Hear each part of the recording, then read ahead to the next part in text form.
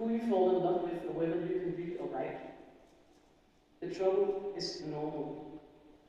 The trouble is normal telling you that because you are not normal, you must be wrong. And my point today is quite simple actually. Who you are, what you like, what you look like, is never wrong. And luckily, very few people walk around telling others they think other people are wrong, and it's only very few people who commit hate crimes or act violent towards people breaking norms. But violence is not just the stones that get thrown at two boys kissing in the street, or the racist fist that hits people of color.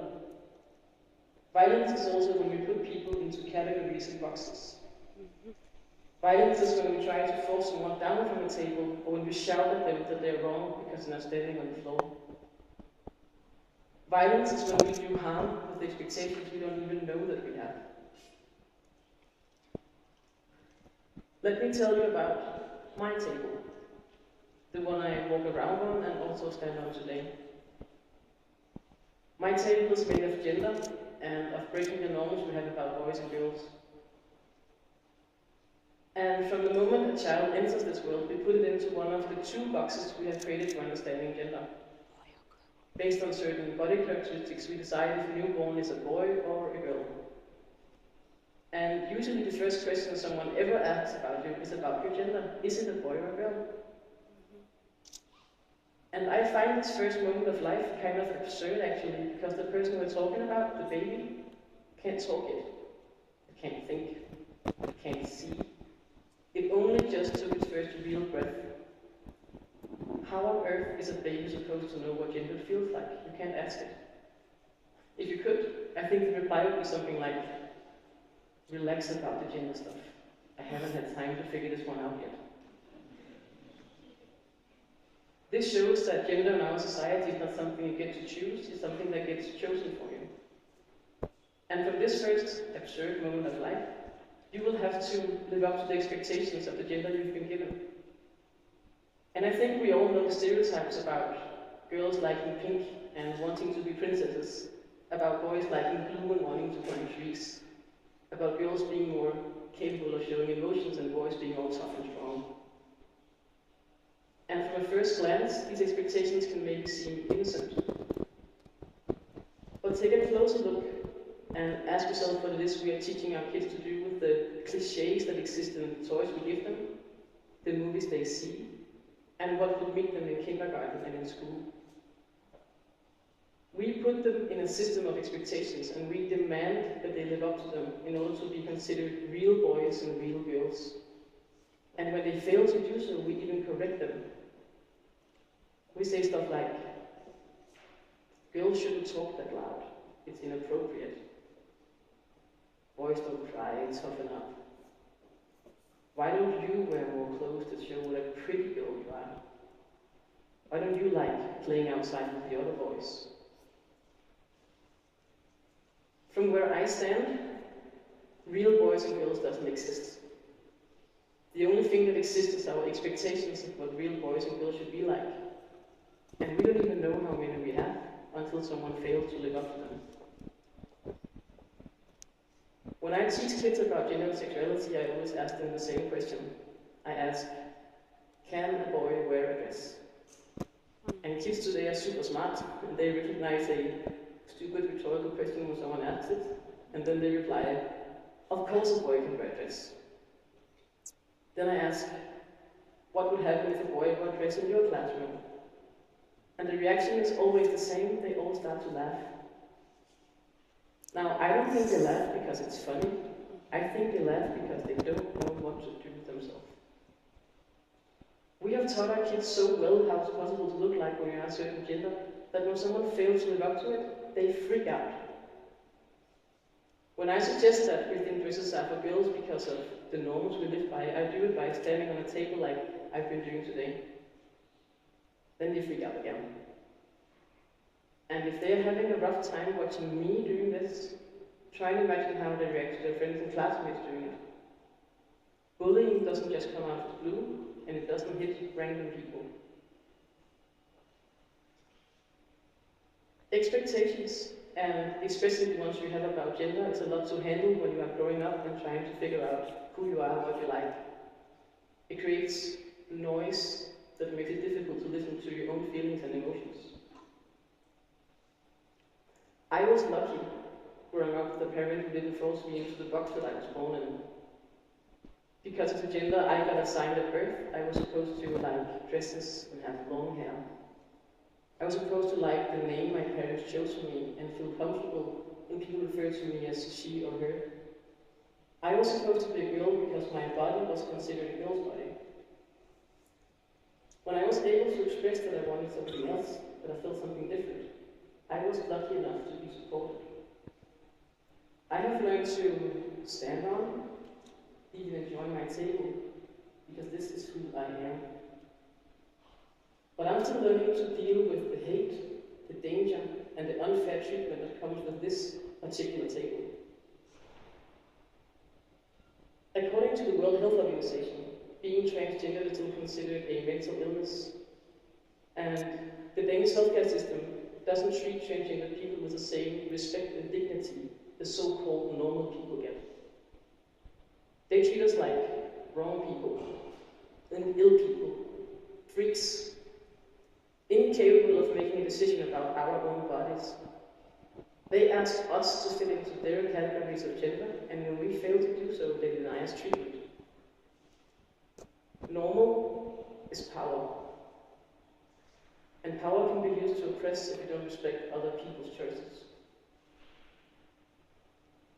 On the streets, I experience another kind of oppression than one I get from the Danish healthcare system. By now, I have started to expect stupid comments and threats of violence because I have lost count of how many times I've seen it happening to me and my friends, simply because of the way we look, who we are, and what we like. For me, it's a paradox that the choices I have made with my gender identity has made me feel safe in my own body, but less safe in the world. I like the view from my table, but I don't like the hate, the violence, and the unfair treatment that comes with it. So, what I said to that girl, who was afraid of coming out of the closet because she realized she also had a table she needed to learn to stand on, is the same thing I want to say to you today. Trying to be normal is not going to make anyone happy. Why spend your life trying to fit yourself into narrow boxes, always living up to other people's expectations, when you could spend it being yourself? It takes a lot of work to get rid of the noise of expectations, and it takes a lifetime of work to keep them away. But from where I stand, it's worth the effort. Because you can't fuck up being yourself, but you can get really fucked up trying to be normal. Seeing people limiting, oppressing themselves with normal makes me sad. But when you start doing it to other people, I become angry. I find it extra sad when I see this being done to kids because they didn't get to choose their gender, their sexuality, their race, or the body they will have to walk around with. And I say we start helping them some more. We start helping them to learn to listen to what they feel. We support them when they want to express these feelings, and we stand up for them when they get in trouble with normal, when they get in trouble with the expectations they're breaking. As adults, we have a responsibility to pass on a better world than what we have created today, because this is not good enough. I want to one day be able to promise a kid coming out as gay, as lesbian, as bisexual, as transgender, as any other norm-breaking identity, that they will need nothing but respect, support, and understanding. But before I can do that, before any of us can do that, I think we need to take a closer look at the expectations we carry around with us. I want you to ask yourself, do I have any assumptions based on someone's gender, their sexuality, their race, their body, any of the other thousands of categories we force people into? If you think about it, you will probably find you have a lot, because this is the way we navigate in the world. But what do you think about if you are doing harm the expectations you have? Are you forcing your own definitions of right and wrong onto other people? Are you telling others to be normal? That norms exist is a fact that is not going to change, and I'm not saying that I want to or believe it is possible to live in a world free of norms. But I do believe we can approach norms in a way that could make it easier, safer for people to stand on tables. This is going to take a lot of education.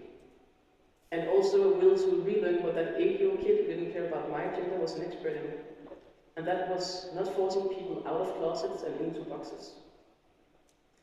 But there is 2 small things you could start doing today that could make a huge difference. The first thing is, don't make assumptions, try and ask open questions instead. One of the most common ways of forcing people out of closets is asking questions in a way that box them. For example, when you ask about someone's love life, try to do it in a way where you don't assume everyone is straight, because everyone is far from straight. Ask about partners instead of boyfriends and girlfriends. This method also translates into gender. When you talk about someone, even if you know what they look like, try not to assume you know what gender they identify with, because until you ask, you actually really don't know. Dare to ask a question like, hey, what pronoun do you prefer? Or maybe, what pronoun does your friend prefer? This is not easy, and it's gonna have to take some getting used to and some helping each other to remember it. And that's why the second thing we start doing today is to expect to be corrected. If someone on a table is ever brave enough to correct you by saying, hey, by the way, I actually prefer you calling me she, not he, or maybe say, I don't like the words you use to describe people of color, then don't go into defense. Try to listen to what the other person is saying. Say, thank you, I will do better next time. It's difficult to break with old habits, and even more difficult if you didn't know you had these habits already. But why not seize the chance to learn something new, of getting a glimpse of the view from someone else's table? From this table, normal is a system of oppression where expectations keeps you away from being yourself.